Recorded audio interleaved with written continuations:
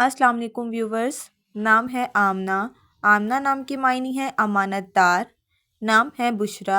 बुशरा नाम की मायनी है खुशखबरी देने वाली। नाम है हफ्सा। हफ्सा नाम की मायनी है शेर की बेटी।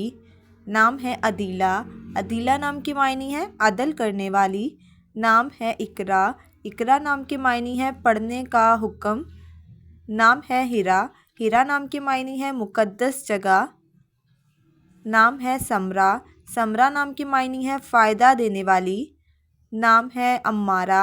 अम्मारा नाम की मायनी है ताज पहनने वाली। नाम है नादिया।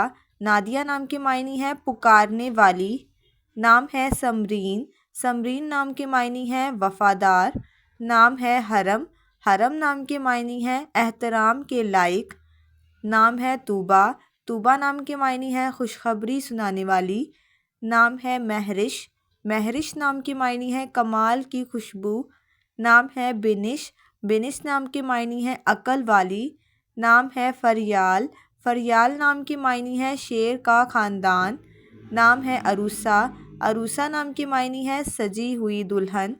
फ्रेंड्स, अगर आप अपने नाम का मतलब जानना चाहते हैं तो हमें कमेंट बॉक्स में कमेंट करें। Thanks for watching. अल्लाह हाफिज़।